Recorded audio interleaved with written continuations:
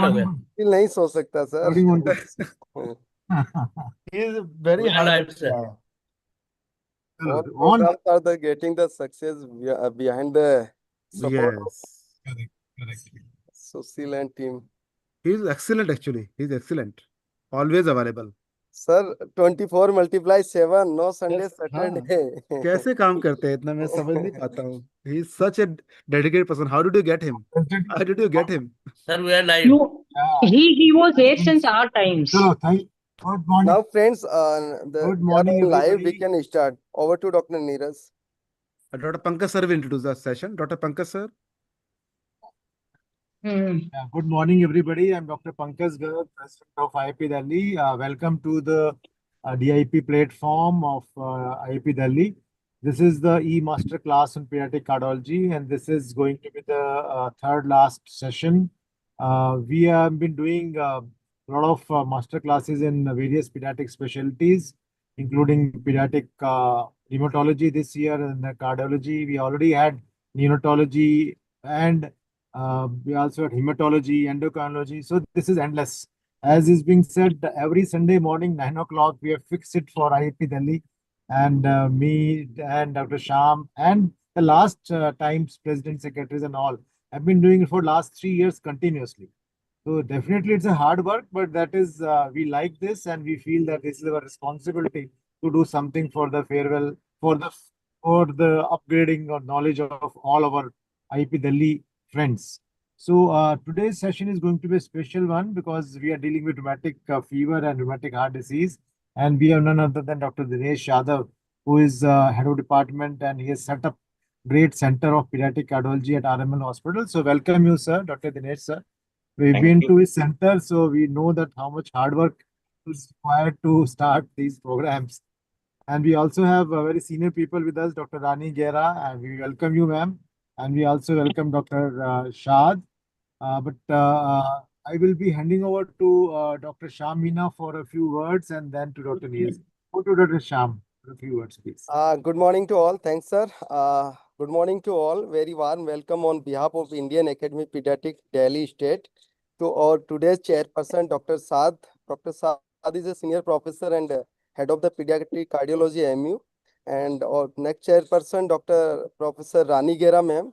She is my mentor and ex head of the department, Safdarjung Hospital. I would like to share some of the thing about Dr. Rani Gera. She is only head of the department in Safdarjung. She able to start the post DM faculty in the pediatric neonatology as well as pediatric hematology as well as pediatric nephrology. So even in the independent autonomous institute in the PGI or AIMS are not able to make the separate RR for the subspecialties. So thanks to madam for the lot of the pen efforts for stabilize the department in the right direction, especially for the subspecialties. And now I would like to thanks and welcome to our today's chairperson, Dr. Dinesh. I think for sir, no need the more introduction, but I want to say some of the things about the sir. Sir is a first harder struggler to stabilize the advanced pediatric cardiology in the central government hospital. And thanks to sir able to stabilize and make the guidelines for the recruitment of the pediatric cardiology faculty in the government setup. On behalf of that milestone, the other hospital, they are just trying to get up the stabilize such a advanced pediatric cardiology as well as trying to getting the post DM pediatric cardiology faculty. And I hope shortly, sir, just going to start the DM course in the pediatric cardiology. So these are the things for you, sir. And I would like to thanks to our this 11th E-class mastermind, those who put a lot of the brains and efforts, Dr. Neeraj as well as Dr. Mardul and their teams. They did the wonderful job to make this program to successful. So thanks to all our IAP team, including Susil, Anil, and all my executive board members and rest of the teams. Thanks. Over to Dr. Neeraj. So thank you for this. So as we are talking, it's a teamwork. We all understand. Team always wins. And I have my colleague Dr. Midul with me. And we two people have been working in Gangaram for last 20, 12 to 15 years. And that's why we're able to give results again and again with other teams also. So thank you for IAP to give us this opportunity. And Dr. Mridul is also joined us. Dr. Mridul, you are around? Good morning. Good morning, good morning. Good morning, Dr. Mridul. So today we have two chairpersons. Dr. Ranigera ma'am is the professor naturally. It's our humble idea that ma'am should be a chairperson because she has a lot of work in government setups and she's very good for to develop. She has developed a super specialty program in Safdarjung Hospital and she is past chairperson of pediatric cardiology chapter. For years, she has done a lot of work in pediatric cardiology. She has keen interest in pediatric echo and multiple chapters she has written. Articles has been written on pediatric cardiology by her. So we welcome Dr. Ranigera ma'am. Good morning, ma'am. We can hear a few words Yes, from yes, her. yes. Good morning. Yes, Neeraj, thank you. Good morning. And thank you for your kind words. Now, Dr. Dinesh Yadav, who is going to be the speaker for our session. He has special interest in pediatric cardiology and he has multiple national, international publications, several oral poster presentations. He's a guide for MD, DM, and PhD students. He's a member of IAP. And more so, he has done a lot of effort in bringing up pediatric cardiology at RML Hospital. I've known him for over 2 decades and I've also been associated with him in the IAP. So Dr. Neeraj, on to you to start the session. If Thank Dr. Dr. Dinesh to start and Dr. Neeraj, if whatever Thank- other instructions. Thank you, ma'am. Thank you. And we have second chairperson, Dr. Shad. He is my close friend, young guy of pediatric cardiology, established the Department of Pediatric Cardiology in AMU. He's a professor and head of pediatric cardiology in AMU, and he is very good. He has a lot of interventions, non-invasive work. He's pioneer in starting a pediatric cardiology program in Aligarh. So I welcome Dr. Shad. A few words from you would be encouraging for us, Dr. Shad. It's an honor to be a part of this forum, actually, sir. Thank you for inviting me for this program. Thank you, Dr. Shah. You have lot of, we understand you see lot of work of rheumatic, Kawasaki, CSDs. So we would have your inputs also during the talk. Thank you, Dr. Shah, for joining us. Thanks. And now we can start the sessions with the permission of chairs. We can start the session with Dr. Dinesh Yadav, sir. So good morning, all. And I thank IAP and in particular Dr. Neeraj for getting all of us onto one stage. And it's a wonderful morning today. So a topic which is so close to my heart and a topic which is so relevant and important for India, rheumatic fever and rheumatic heart disease. So if we just go back to a bit of historical revelations, W.B. Shedel in his Harvarian lecture in 1889. Hello. Yes, sir. Yes, sir. Audible. Good. So in his Harvarian lecture in 1889 stated, perhaps there was no serious disease more familiar to them at that point of time than acute rheumatic fever or acute articular arthritis. And in the early part of the 20th century, rheumatic fever killed more 5 to 20-year-old children than any other illness in that era. And most of the pediatric beds and so in the adolescent and the adults were occupied in the high-income countries by children, adolescents with rheumatic heart disease and RHD. However, something dramatic happened that in the later part of the 20th century, the disease virtually disappeared. And this all happened before the advent of penicillin, that was 1940, or the mutations that have undergone in group A streptococcus, that is something around 1960s.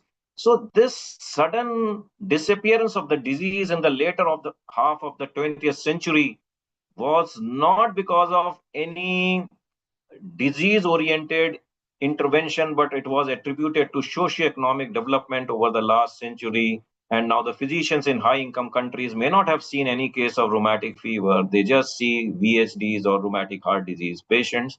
And what more has been there, a disease which was global in the 19th to the 20th century has become or reduced to a disease of crowding and poverty. But we have to believe that the world, almost 80% of the world lives in crowding and poverty. So the global health estimates, they are mammoth almost the most recent is 55 million people having RSD with at least 3,60,000 deaths per year. And this is a disease which has received the least funding among the 16 tropical diseases compared to their disease burden. And the highest risk regions, you all know, it is Sub-Saharan Africa, Southeast Asia, and the Oceania. There has been a dramatic fall also in the standardized death rate, but this all has happened only in the non-endemic countries. In the endemic countries, the situation has slightly changed. Many mysteries remain regarding rheumatic fever. The most perplexing issue of the rheumatic fever and RHD, if we just compare to 1 to 2 centuries back, was in the Shedel's era, the disease was so conspicuous. It was so evident. We were taught that if the child even moves a bed sheet on his body, it's really painful. He cannot turn around in the bed. But no longer we get such conspicuous rheumatic fever cases. We don't know why it has happened. The pediatric beds were so filled with rheumatic heart disease cases or with acute rheumatic fever. That's no longer the case. And more than 2/3 of the patients with RSD report no history of acute rheumatic fever. Something has changed, wherein the disease, which was so symptomatic, it was so conspicuous, have become so inconspicuous, not only in numbers, but also in its symptomology. So we all know that it's a post-infectious disease. The symptoms all resolve within weeks to months. Only that 60% of the carditis, which is observed, develops into a residual valvular damage, that is RSD. The primary episodes maximally happen between 5 to 15 or 18 years of age. Recurrence most common occurs in the first year of RF and acute rheumatic fever, and the recurrence is most common not only in the first year, and the recurrence may be as high as 50% of them may be having a recurrence. And RSD peaks at 20 to 29 years, and it's a high prevalence among women. So a lot of renaissance has taken place in this last decade, and we have seen a lot of new evidence coming up, more so the work of Karpatis et al. And Marizon et al., which showed that the prevalence of RHD was almost tenfold higher if echo screening was used compared to the usual auscultation. And then all these things matured up as New Zealand guidelines in 2008, which brought up echo as one of the mainstay, and so the Australian guidelines. In 2012, finally, the World Heart Federation came up with echo criteria on the diagnosis of rheumatic heart disease. But then these were again tools which were more for research work. But by 2015, AHA has also acknowledged the importance of echo for diagnosis of rheumatic fever, and so onwards. 2023 revised World Heart Federation guidelines came up for rheumatic heart disease, and now WHO guideline has just come in the last year, 2024, for prevention and diagnosis. So a lot of new things are happening for a disease which was almost forgotten for last several years because of disappearance of the disease from the Western world. So all the funding, research, and clinical attention was lost, but of late it has come up again. So if we talk of pathogenesis, we know that how a group A streptococcal sore throat or a gas infection leads to ARF is incompletely understood. But the main determinant as of now or all times they have been understood are socioeconomic or environmental factors, virulence of group A streptococci, susceptibility of the host. All these factors acting individually or collectively may be contributing to development of ARF. So if we go by the socioeconomic factors, I have already said that modifying environmental factors has a huge impact. And if you see the US data from 1910 to 1970, we find that 85% of the deaths due to ARF decreased before 1940. That was the time when penicillin was discovered, even before any medical intervention happened. 85% of the deaths of ARF decreased, and this was attributed to improving housing infrastructure, overcrowding, sanitation, leading to less transmission of group A streptococcus. Possibly this was the cause. And the other important thing was improvement in access to primary care. So it's important to mention this was not because of implementation of any disease-specific intervention, and it predated the introduction of penicillin and before changes in the virulence of circulating group A streptococcus. So we have already talked about socioeconomic and environmental factors, overcrowding, poverty, nutrition. The next is group A streptococcus and its virulence and the pathway. So we know that acute rheumatic fever occurs by infection with group A streptococcus, which usually has been taught as a nasopharyngeal, the European pathway, which I usually call. But the Australian work and even the work done at our institute show that there is a lot of scabies and super added infection with streptococcus. So these skin infection, group A streptococcal skin infection could also be an important cause for rheumatic fever. So this was very well found in the Australian studies, and even group C and group G streptococcal pharyngitis has been attributed to the causation of acute rheumatic fever. We all know the incidence of global incidence of group A streptococcal sore throat episodes. If we go by, it is 22.1 episodes per 100 child years. If you follow 100 children for a 1 year, you get 22 episodes of group A streptococcus, and that adds up to 288 million. These are all estimates, 288 million episodes of sore throat per year.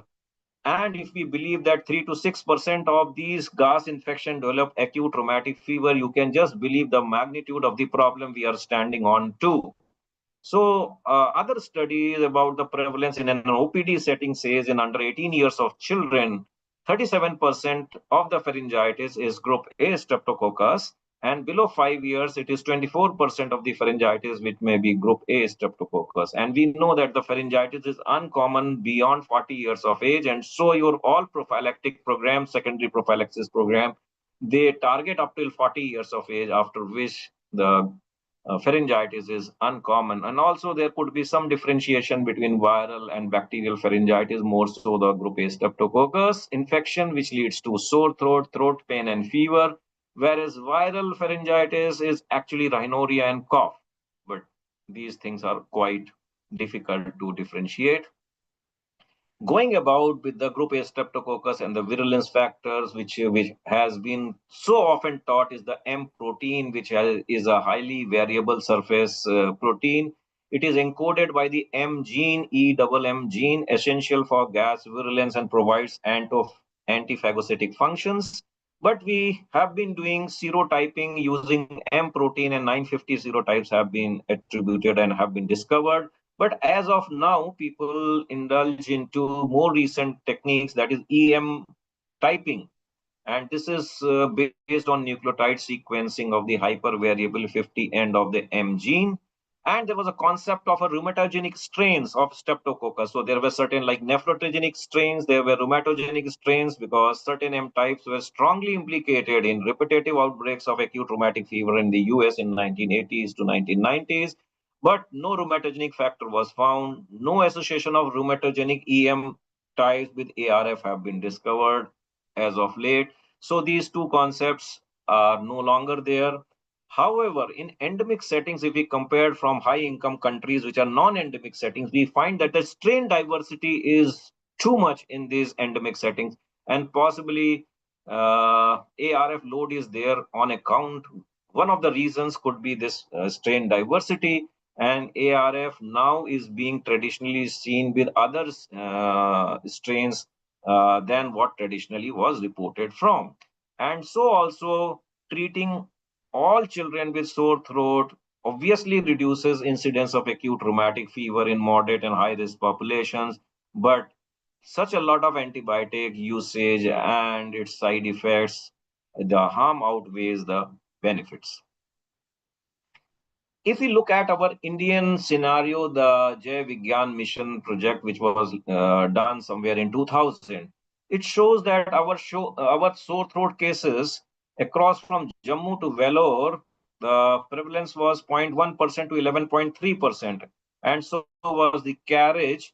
Whereas the impetigo cases in Chandigarh, the prevalence was 2.7% and 27.3% more in the south. Okay, either the sore throat or the impetigo, as well as group C streptococcus and group G streptococcus were also found to be common in throat swabs from Vellore and Mumbai.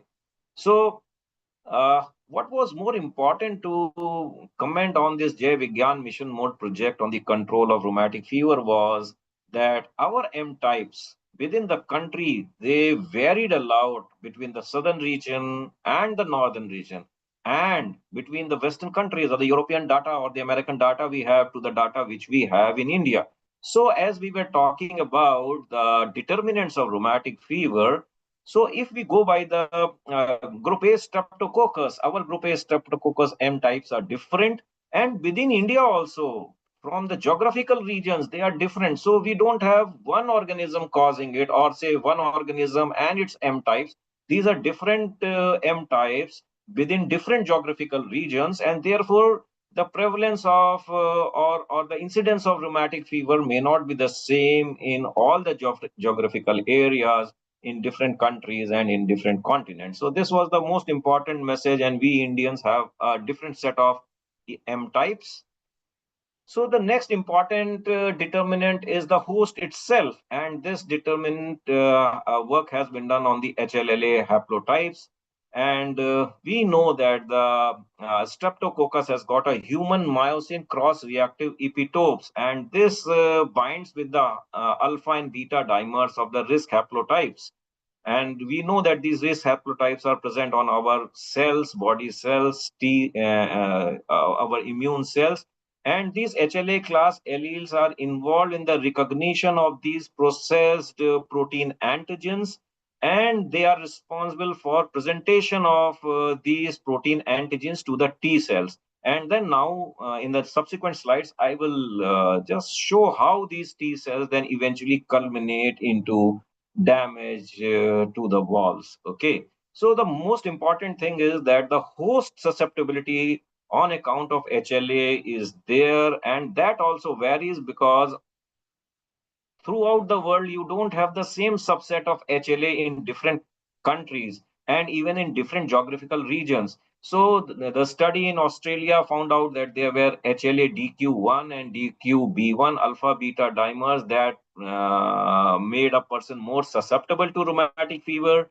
In a study from our institute, we worked on the HLA-DR allele, and we found that there was a significant association between HLA-DR15, HLA-DRB4, and HLA-DRB5 with rheumatic heart disease.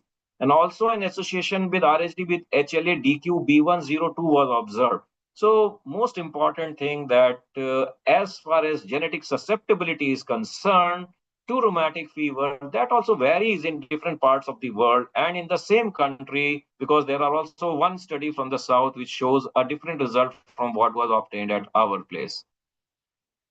So if we go about with the molecular hypothesis, the first hypothesis is regarding molecular mimicry. So once the gas adheres into the epithelial cells, there is formation of some antibodies, and those antibodies obviously are a type of anti-endothelial antibodies. Obviously, they are made against M protein and other type of proteins in the Streptococcus. And these anti-endothelial cell antibodies, they upregulate the vascular cell adhesion molecule. And once this VCAM molecule 1 is upregulated, it tends to allow a lot of CD4 T cells to infiltrate the wall matrix, generating a T helper response, which we will just deal about in a figure. So this leads to a lot of cytokine mediated damage, and there is a lot of wall breakdown, also exposes type 1 collagen. So there is further immune mediated wall damage. So this was molecular mimicry. The second one is a new antigen theory. So the new antigen theory deals with the fact that once the gas enters the epithelial basement membrane, a component of the gas which we call as a PARF, PARF, that's an octopeptide motif on gas and protein, it binds to the collagen, the CB3 domain of the collagen, and this collagen becomes now immunogenic with the binding of the PARF, which is a motif of gas and protein. So once this gets immunogenic, antibodies develop against type 4 collagen, and these antibodies may also target type 1 collagen. And not only that, these antibodies and those autoantigens could be anti-cardiac myosin, laminin, and thus a lot of antibodies being formed, and they then obviously working through the Wickham pathway, leading to more damage to the walls. Okay, so this is a new antigen theory. So one was the molecular mimicry theory, the other is the new antigen theory. And there has been some talk about circulating exomes, mRNA and long non-coding RNA circulating have been found to be important biomarkers and maybe therapeutic agents for rheumatic heart disease. This is a new area in which people are working. We know that microRNAs, they are important in normal development, differentiation, and growth, and in the cell cycle control, inflammation, and fibrosis. So they also possibly act through interleukin pathways. So this circulating exomes is the another theory for ongoing damage to valvular tissue. So of the latest, what we find, a lot of research work in last 5-6 years have brought about a persistent elevation of inflammatory markers even in the chronic phase of RHD. So this suggests a strong immune response following acute rheumatic fever that contributes to lasting immunological disturbances, meaning thereby you may not need recurrent rheumatic fever episodes. Even people not having recurrent attacks of rheumatic fever develop mitral stenosis. They don't remember any episode of acute rheumatic fever, or for that matter, any recurrence occurring. So it is postulated that there's a persistent elevation of inflammatory markers to certain antigens that have primed the various target tissues, and that leads to subclinical inflammation, which keeps on going. And these major cytokines have been implicated: interleukin 6, TNF alpha, interleukin 17, and interleukin 1. So a study was conducted at our place, which is also under publication, which showed the levels of interleukin 6, TNF alpha, interleukin 17 to be several hundred times elevated than the adult levels which were found in RHD patients. And these patients in our study did not report any attack of acute rheumatic fever in their last 6 months. So, meaning thereby that once acute rheumatic fever sets in, it sets a ball rolling on a strong immune response that keeps on going subclinically and produces a permanent valvular damage. So this was what I was looking forward to, the figure where a streptococcus can, the moment it enters the body through the macrophages and through the neutrophils, it activates a host of immune response. The macrophages getting activated, and at the same time, the naive CD4 T cells, they tend to differentiate into Th1 helper T cell, Th2 helper T cell, and Th17 T cells. And all these then release a lot of set of cytokines and interleukins, particularly macrophages releasing interleukin 6, interleukin 8, Th1 coming up with interleukin 2, 6, and 8, and so Th17. And the whole gamut of these interleukins tend to upgrade the immunological response, and with the upgradation of the VCAM molecule in the valve epithelium or in the endothelium, all these T cells, the helper T cells, could penetrate easily into the valve and produce a gamut of inflammation leading to injury, inflammation, and fibrosis. So at the same time, I think we were also battling, and the world was battling with this fact that underdiagnosis of rheumatic fever in low-income countries or in countries where the disease was endemic. We know that there is no diagnostic test for rheumatic fever, and we have always been using and subsisting on Duquette-Jones criteria, which came in 1944. But because of what I have told about a socioeconomic upheaval in the Western countries, rheumatic fever declined in the high-income countries in the last century. So with that decline happening over there, the similar change did not happen in the low-income countries where there was a lot of poverty, there was a lot of malnutrition, there was poor sanitation, no drinking water. So the disease stayed over here, although became less conspicuous. So there was a sharp contrast in the disease burden between the low risk and the high risk countries. And at the same time, the high risk countries had other acquired diseases to handle, and rheumatic fever was almost non existent. So the Jones criteria, they were modified and revised several times. Because we know that the utility of the diagnostic test is influenced by pre-test probability of that disease and the background prevalence of the disease. So once they were revised, they were revised to make them more sensitive for the Western, or not only sensitive but more specific for the Western countries. But once the Jones criteria were revised for the Western countries, the drawback came to the low income countries or the underdeveloped countries where the disease was still prevalent, and with all the revisions we were underreporting, diagnosis was not made. And so AHA in 2015 came up with a revised criteria. We understood that there was substantial variability of the typical Jones criteria manifestations in specific populations. And so these criteria were relatively lenient for moderate and high risk areas because they prioritize sensitivity now, and relatively stringent for low risk areas, prioritizing specificity. So now you don't have one set of Jones criteria for the whole world, but where the disease have disappeared, you have a highly specific criteria, and those where the disease is still prevalent, we have prioritized. AHA has prioritized criteria for sensitivity, and so we have two sets of Jones criteria. So we all have read about these Jones criteria, and whatever changes have come in the Jones criteria, we all know. I'll just mention that subclinical carditis have been made as an important major criteria. And arthritis, which we were seeing in our setup, was mainly a polyarthritis.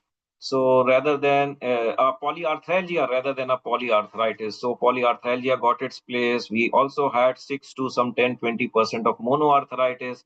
So that all added up. And at our center, we had an experience of not being able to make a diagnosis which was published in Heart Asia in almost 36 to 38% of the patients because of lack of this polyarthralgia and monoarthritis. At the same time, our ESR as well as the fever criteria, but all this have been modified in the AHA Jones criteria for high risk areas. So today we are able to make much more diagnosis with much more sensitivity and specificity, including changes in major and minor criteria. So the major shift in the AHA criteria included the division of high risk and low risk population. So we know the definition of high risk and the low risk population. More than 2 cases per 1 lakh in 5 to 14-year-old children, that is incidence, and the prevalence is more than 1 per 1,000 population per year, that is of RHD, and incidence is of acute rheumatic fever. So this categorizes the population into medium and high risk. So this was something new that came into AHA. Echocardiography. So subclinical carditis, we again know most of these patients in our setup may be having subclinical carditis and later on discovered as mitral stenosis. And this number in our study was also more than 30%. And joint criteria changes which have been suggested is polyarthralgia, monoarthralgia, and more important is also a temperature threshold. So 38 degrees. So we'll discuss it just in the next slide. So this also added to more specific and sensitive diagnosis or sensitivity of this criteria in our population, and ESR threshold has been lowered to 30 mm per hour. So we all know as of acute rheumatic fever, it occurs 2 to 3 weeks after a sore throat, and it involves brain, heart, joints, and we know the prevalence of involvement of heart, that's carditis, arthritis, chorea, subcutaneous nodules, and erythema marginatum. And we know that the carditis is the basically valvulitis. It is basically the endocarditis, and in isolation, myocarditis and pericarditis doesn't occur. It's just mentioning again the subcutaneous nodules, which are less than 2 centimeters. They are painless, mobile protuberances on the extensor surfaces at specific joints on the lumbar vertebra as well as the thoracic vertebra. They don't have any racial or population variability, and they are observed in the early part of the disease, usually associated with carditis. So is erythema marginatum, uncommonly seen in black population. So in our case also, and heat induces its appearance, blanches with pressure. It has a pale center with erythematous rash and is more present on the back, on proximal extremities, and not on face. And it is again seen in the early course of the disease, frequently with concomitant carditis. So erythema marginatum and subcutaneous nodules are never sole major manifestation of acute rheumatic fever. They are present with other components of rheumatic fever. Sir, can So I ask some questions? Doppler, Sorry, sir. Can we ask some questions? Sorry to yeah, interrupt yeah, you, sir. So, like for a PG student, when yes, how do we yes, yes, decide about yes. how do have you seen erythema marginatum in your practice? How many times you see erythema marginatum and nodules in your practice in rheumatic fever, sir? Do you?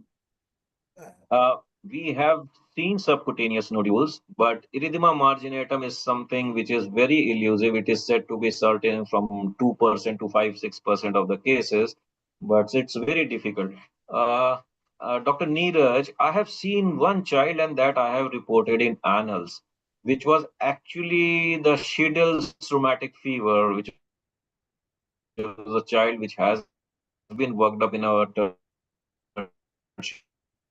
care institute of our country, but he was so painful that he could not turn left and he was so painful that that was the one and the only case which was classical Yes. as described, And and also, we sir, don't about see much of it in margin.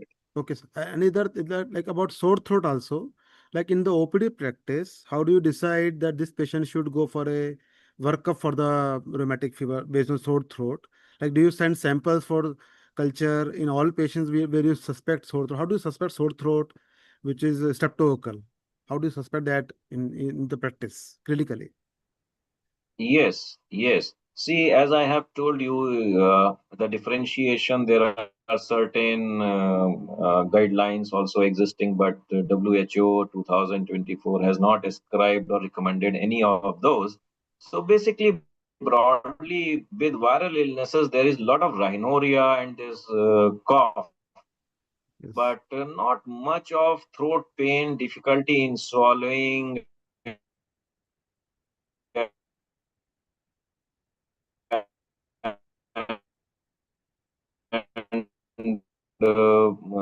high grade fever. In viral, you get a lot of body ache along with rhinorrhea, and also that's the simple differentiation. And we had a point of time, we had those kits. Right now, they are not there with us, but with a lot of overriding precautions because you may get a streptococcus. Till and until there is a pretest probability of the patient having rheumatic fever, those streptococcus may be simply carriers, isn't it? They may not be causing that rheumatic fever. So, more important is going for a serological conversion, which says, yes, it is the streptococcus right now which is doing the damage. So, ASO and anti-DNSB, we know that ASO is not all and always elicited because maybe of different M gene types. So, getting a ASO as well as an anti-DNSB that raises the specificity to more than 96 to 100%, getting both the antibodies done. So if I say ki rhinorrhea is patient rhinorrhea and body ache, that is I don't need to do test for the streptococcal infection. In that case, that can be said safely.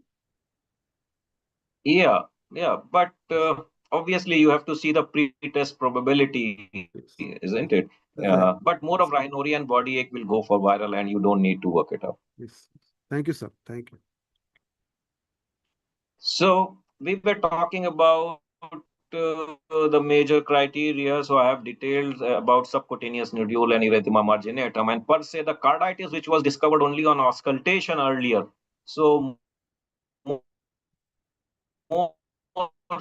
so this carditis is now based more on to rheumatic fever or rheumatic heart disease typically involves the mitral valve, okay, and may also involve the aortic valve. So these changes could be either in terms of Doppler changes in the evaluation of mitral valve and aortic valve. So this you can always see it is there in your text that there is a mitral regurgitation. So just see the length of the regurgitation, the peak velocity, and the pansystolic jet, and they should be visible in two views. And similarly, it is for aortic regurgitation also. At the same time,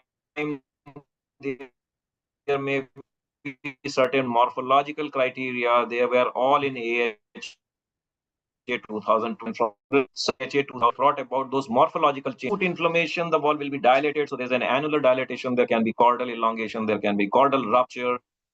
Okay, there is beading or nodularity in the leaflet. So these all changes you can get in acute mitral valve, that is acute rheumatic fever. But in chronic, that is rheumatic heart disease, you get leaflet thickening, commissural fusion, chordal thickening, restricted leaflet motion, and calcification. And the same is true almost for the aortic valve. For RHD, there may be coaptation defect, thickening of the leaflets, and restricted leaflet motion. So this was all described. So beyond the typical diagnosis of Jones criteria based on auscultation, we came down onto an echocardiography, which raised our sensitivity and specificity, and all those cases of subclinical carditis which we missed, and that comes to more than 36% of the cases in our 36 to 38%. I'll think I'll come to that slide also. The cases which we were missing, and that paper is published in Heart Asia. Also, joint manifestations in India are quite different from what has been classically taught. We get the typical joint manifestations which are being taught is that it's a polyarthritis.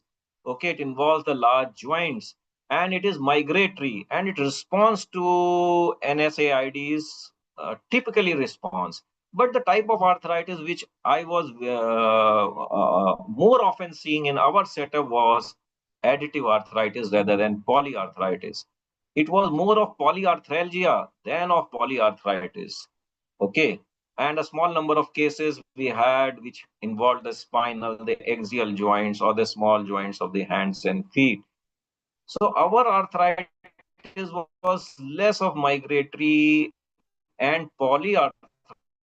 It was more of polyarthralgia, and even arthritis at times was quite additive arthritis was there. And that all has been added up and brought up in the new 2015 guidelines. And we all know that this arthritis is self-limited. Within 4 to 6 weeks, arthritis settles down. We're seeing in our study, which was published, we had aseptic arthritis prevalence of around 6%, whereas in Australian studies, it has been attributed to 16 to 18%. So if you contributed aseptic monoarthritis towards diagnosis as a major criteria, it changed the scenario in one of those Australian studies where 55% of the cases, that is 15 out of 27, they satisfied Jones criteria if aseptic monoarthritis was added. So these all brought about some major dramatic changes in the diagnostic armamentarium. And there was also a concept of reactive arthritis or aseptic, what you call polyarthritis or arthralgia, PSRA, post-streptococcal reactive arthritis. But this terminology again has been done away with because many of these patients later on developed ARF or rheumatic heart disease. So these were the patients who had arthritis but could not cover up with the Jones criteria as a rheumatic fever or as a rheumatic fever. So they were labeled as post-streptococcal reactive arthritis, but this term is better avoided today. And symptoms chorea, it's needless to describe purposeless involuntary movements often associated with muscle weakness, common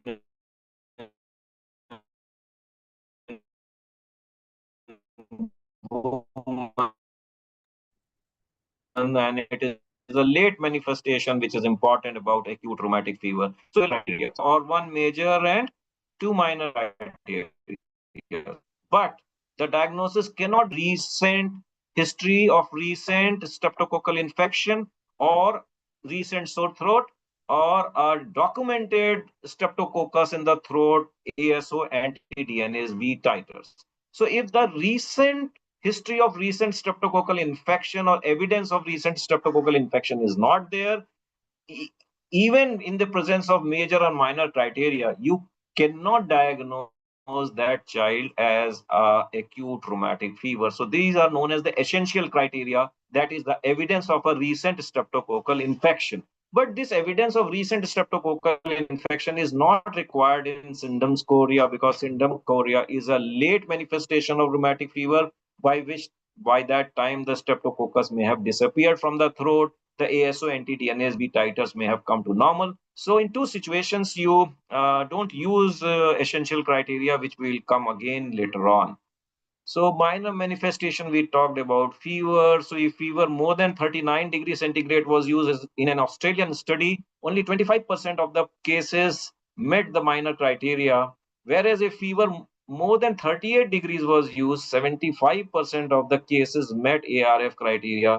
So a cutoff value 37.5 would have allowed 90% of the cases of ARF to be labeled as acute rheumatic fever. So there was a lowering from 1992 criteria of temperature, which was required as a minor criteria of 39 degrees to 38 degrees, so as to improve the sensitivity of the Jones criteria.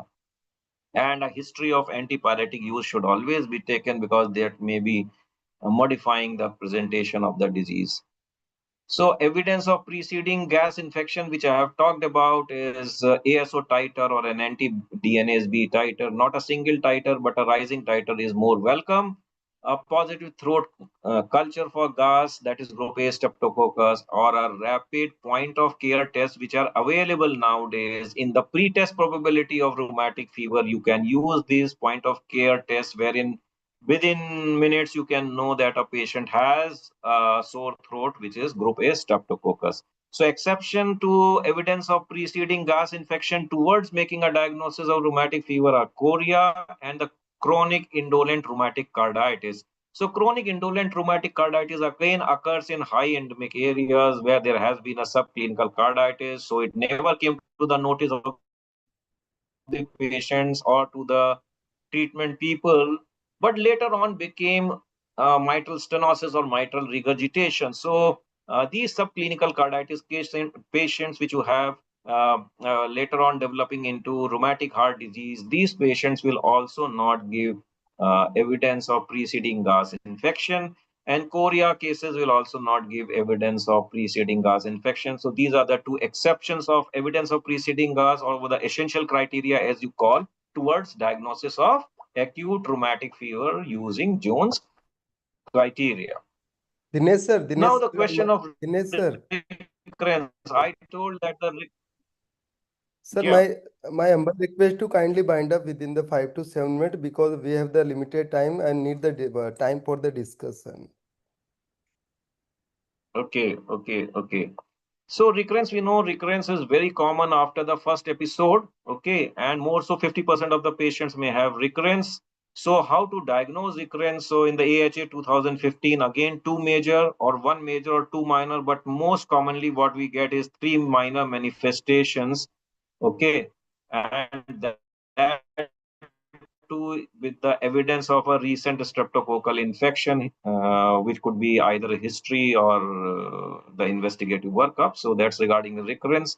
Then there is also the terminology of possible rheumatic fever, where it is case is not fulfilling the Jones criteria, but still the clinician believes it's important. So it occurs in again high incidence areas where laboratory tests are not available. And this was actually happening at our place also 10-15 years back, where even getting an ASO was so difficult.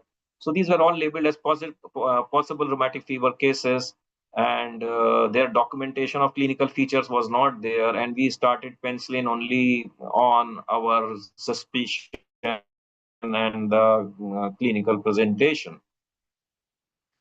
So we know that there are certain differentials which you should use for arthritis, carditis, and chorea. Then there has also talked about stage definition of progressive heart disease. So stage A, B, C, and D. They are also like at risk, progressive, and asymptomatic, severe, and severe symptomatic. And as of now, more important is WHO guideline, which has come. So it has stressed upon that you need to treat the sore throat if a diagnosis is there. But it has not talked about any CPRs on making the diagnosis of sore throat, but has recommended penicillin oral or intramuscular as a first line treatment for sore throat. As far as for diagnosis and treatment of skin infections, it has made no recommendations. So this is the latest WHO 2024. So you can make a diagnosis of acute rheumatic fever using Jones criteria. For rheumatic heart disease, you can use handheld echocardiography if standard equipment echocardiography is not there. This handheld echocardiography is a portable echocardiography. It has got some limitations, but still it is quite useful and can be used for diagnosis of rheumatic heart disease. And they have come up with screening echocardiographic criteria in 2023 World Heart Federation. So WHO 2024 has also stressed upon using handheld or standard echocardiography equipment for screening of echocardiography and finally for confirmatory diagnosis. Okay. So there is a World Health Federation 2023 guidelines which talks about a screening criteria and a confirmatory criteria classifying RSD into stage A, B, C, and D based on the risk of progression. It has done away with the terms like borderline, definite, and latent RSDs. And more important, one very important change has occurred is a weight-based measurement for valvular regurgitation jet length. So initially it was like mitral regurgitation jet length should be around 2 centimeters and aortic regurgitation jet length should be around 1 centimeter. So it has come up with weight-based criteria that is less than 30 kgs. The regurgitation jet length should be more than 1.5 centimeters. And for MR, I'm talking. And for patients which are more than 30 kgs, the sensitivity and specificity improves with 2 centimeter jet length. So the jet length, which was reduced from 2 centimeter to 1.5 centimeter for children below 30 kg of weight, is a very welcome step because a lot of underdiagnosis was occurring in these younger pediatric patients. So that has been dealt with. And another important thing with this classification into stage A, B, and C, D is the recommendation for management of early stage of RSD, particularly the stage A. If I think you can get along with the screening criteria, which are very simple, and the confirmatory criteria, which have been altered and changed and restricted to MR, AR, and MS, but no AS. Okay. So with those morphological features as well as the Doppler based features, you can make a diagnosis. But more important is the staging. So this staging relates to it being classified into A, B, C, and D. And stage A is the minimal disease, okay, which has a likelihood of progression. And this diagnosis is made only under 21 years of age. Okay. So these patients may progress to mild RSD, and the question is, should we be giving benzathine penicillin prophylaxis to these group of patients is very important because these are the cases which later on became mitral stenosis. So this may not be very relevant in the high income countries, but in our setup, stage A benzathine penicillin or secondary antibiotic prophylaxis should be a welcome step, but subject to the availability of the penicillin, subject to the infrastructure where we could give benzathine penicillin. Whereas stage B, C, and D, where the erstwhile mild, moderate, and the severe diseases, where progression of the disease was definitely there, where complications could develop and were always there. So they have to be treated with the way we have been doing. But this new welcome change has happened. One, the weight-based criteria for mitral regurgitation, and two, the stage A, should we be treating or should we not be treating? So we know there are problems with echocardiographic treatment, costly equipment, and reliable source of electricity and expertise to perform and interpret.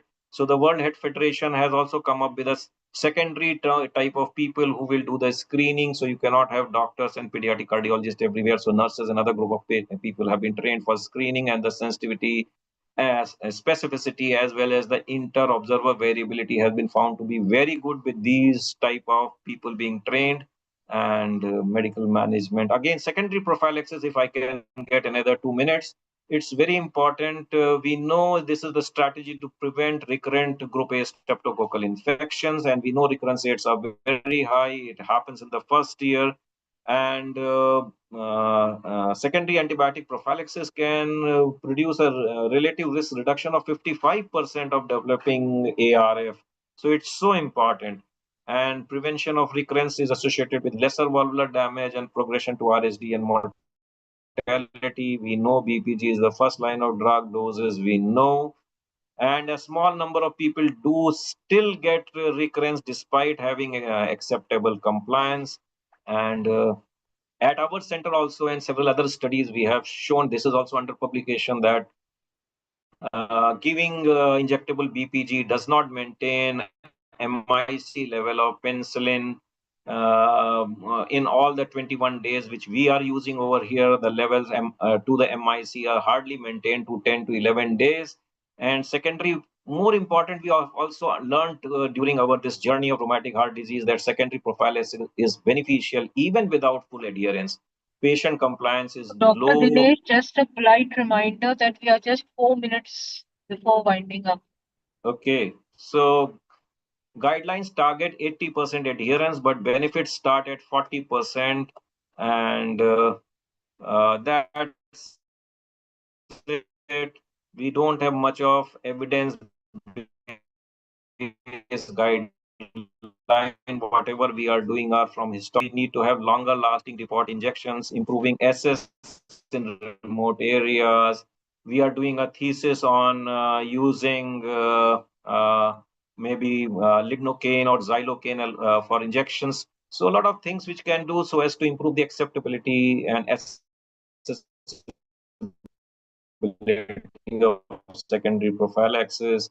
And there's a lot of new changes which are going to give a lot of answers. So I would culminate my presentation over here, stressing upon secondary prophylaxis for rheumatic fever, because this is where we need to put our resources and wait a while for developing our tertiary care. Not that we should not, but our main energy should have to be focused on providing secondary prevention for rheumatic fever. Thank you. Any questions? So, Dr. Dinesh, it has been a very nice and extensive and exhaustive talk. I just wanted to remark about the erythema marginatum. We don't see it much in our countries because of our country, we are dark skinned. So that is one major reason. The percentage of picking it up in other places is a little on the higher side. That was one remark that I wanted. And also I wanted to know that about your institutional prophylaxis, whether RML is having secondary prophylaxis 3 weekly or 4 weekly. We are using 3 weekly prophylaxis, but at our center, up till 18 years, we are handling it. Okay. So that's the time when you get maximum recurrences. Okay. So beyond that, the adults, they use 4 weekly. So that's quite fit. But then our study showed whatever prophylaxis which we are giving is only protective to 11th days. See, MIC are maintained only by 11 days of giving the because on benzathine pen recurrences, but those numbers are really very less. Even the guidelines target 80% compliance. So it's known that the protection starts as good as up to 40-50% of doses of benzathine penicillin. Yes. So, Dr. And Shah, even lot of Shah, studies are there that even giving penicillin reduces all this interleukin. This is a study which is published in Egyptian Journal of Cardiology, yes. wherein giving penicillin reduced all these anti-inflammatory markers. And more so important thing was these markers were not raised in acute rheumatic fever. In our study, they were raised in RSD, and they were several hundred times higher than a study. 2-3 studies were there, one from the All India Institute also, wherein they looked into these inflammatory markers in RHD, but our levels were several hundred times higher than the adults. So that's the time when the maximum damage to the valve is occurring, 11, 12, 13, 14 years of age. Yes. And sir, all the panelists, I would like to ask, how do you switch from injectable to oral? When do you think of switching from injectable to oral? All panelists, Dr. Shah, Dr. Yadav sir, Dr. Rani Gera ma'am, how do you switch to from injectable to oral at this stage? Like 30 years, 40 years, 50 years down the line? Can I make a comment, Dr. Neeraj? Yes, sir. Sure, sir. Sure. So WHO 2024 has emphatically explained this. So for all rheumatic fever and rheumatic heart disease below 20 years of age, okay, you are going to use, or for milder cases, you are going to use injectable benzathine penicillin. No other choice till and until there's an allergy to it. Then the line of drug is sulfadiazine or your azithromycin group of drugs, macrolides. Okay. But those with advanced RHDs, even the level of evidence and the level of recommendation. For advanced RHDs, you will give injectable only on mutual consultation, explaining to the patient, but the choice is oral penicillin because these patients develop sudden death, which looks quite similar to anaphylactic reactions. So any patient having moderate or more so severe rheumatic heart disease should be receiving, irrespective of not 30 and 40 years, should be receiving oral penicillin prophylaxis. Those above 20 years of age, you have to discuss with them, particularly I'm talking about the advanced disease, where the protection offered and the net benefit offered may not be too much. This is what the 2024 guideline of WHO says. A lot of new changes it has asked about. Like the 2024 guideline does not recommend anti-inflammatory treatment in RHD. It neither recommends nor it disowns it. Okay. So these are the new challenges which have been thrown up to, because we are used to in a severe acute rheumatic fever to start at least Disprin, not Disprin. If it is a lot of CHF, then it's always steroids. Or maybe there are studies with IVIG. But WHO has categorically said, no, I don't recommend, neither do I refute. Okay. So these changes have occurred. Yes, I went through these guidelines sir, recently, and I realized that a lot of things have changed actually. Yes. Sir, Yes, with but I don't know. I don't know, Dr. Neeraj. At our place, I think we are really evolving every year. Okay. And rather than using penicillin, if the inflammatory markers are so raised, and you were always talking of a recurrence theory, and always behind that streptococci to eliminate the streptococci from the throat. And yet, despite using penicillin to eliminate the streptococci from the throat, your inflammatory markers are so raised. That means it's not the streptococci coming every time. Streptococci has come once, it has altered the antigen system in the body, and the inflammation is being maintained. So there must be some role of some monoclonal antibody, something we need to find out what is that target neoantigen and how to address that neoantigen to which an inflammatory response by the T cells in particular and the B cell is happening. So I don't really find, I think next 5 years are very crucial to find out where we are going with these type of evidences which are coming up every year. Dr. Shyam Meena sir. Dr. Shyam Meena sir. as you said in the 2024 guideline, they're the alternate of the penicillin. Those who the kid have the penicillin allergy, other are the alternate sulfonamide group and macrolides. But even sulfonamide is quietly commonly associated with the allergy or reactions. So what type of the sulfonamide you recommended? Just like the Septan or other things? Second thing, those are the children put in the estolate group like the erythromycin. They also have the risk of transaminitis. So for the benefit of the audience, what are the recommendation for that? And second thing, nowadays, can we move from the injectable to oral non-penicillin group drugs?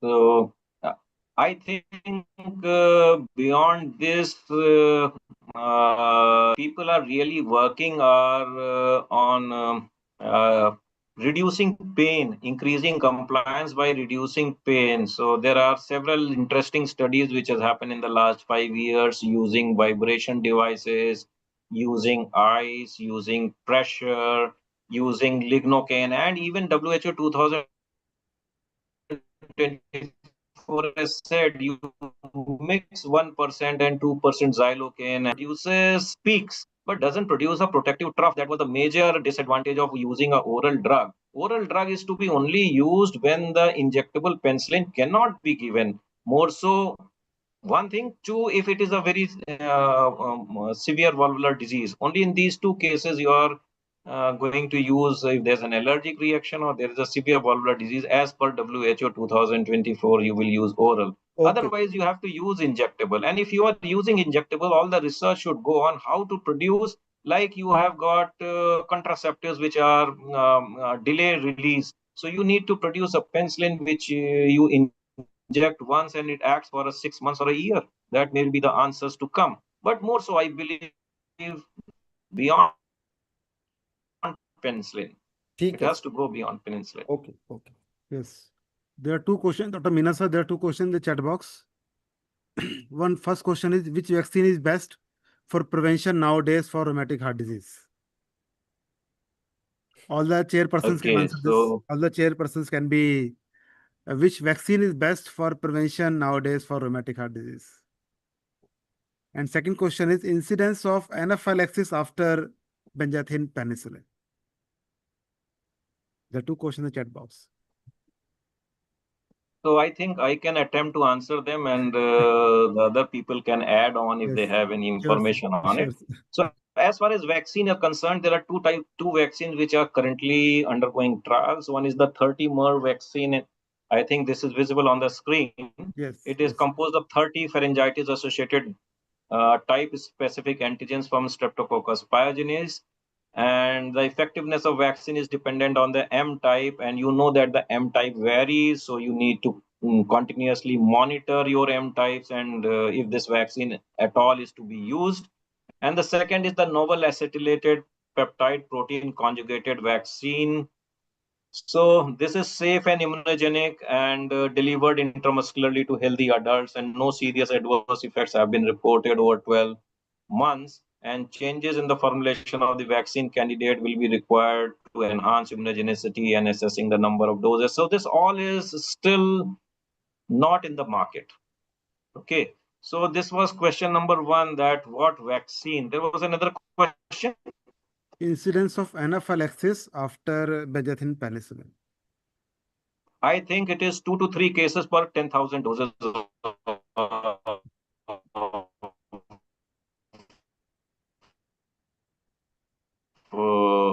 benzathine penicillin. History of allergy to penicillin. Please don't test penicillin in sensitivity. We are into the habit. We are the 1980s physicians and 90s physicians, so we are in the habit of always writing 1.2 mega units AST. So that AST need not be written, because if you don't have allergy to penicillin, you don't need to test penicillin allergy every time before you give injectable penicillin. That is one recommendation WHO 2024 has made. And in case there is a history of mild allergy, then oral penicillin test dose can be given to assess sensitivity. I think we can take the comments from the Shastra also. Yes. Yes, sir. Dr. Shad? Yes, sir. So our policy is like regarding penicillin prophylaxis, we insist on giving injectable penicillin for at least 5 years from the diagnosis of rheumatic. But it all depends on the compliance and the acceptability of the patient, because most of the time they won't, because the availability of injectable penicillin is an issue. It's really not available in far off areas, and though it's very cheap, so it's not very easily available. So most of the time, the patient tend to shift on oral as per their choice, but we insist on giving at least for 5 years, every 21 days injectable. we tend to see other spectrum also, that the patients who prefer getting an injectable one because it's just a single dose at every 21, they don't need to add on any medication. It has to be taken twice daily. So, and regarding anti-inflammatory, we are routinely using steroids and anti-inflammatory drugs in case of severe carditis. So that has been our policy in our institute. So I think we all give NSAIDs and steroids. The WHO says there is no recommendation, means Yeah, whether yeah. not positive, negative, but we all give, I think. We all follow this protocol.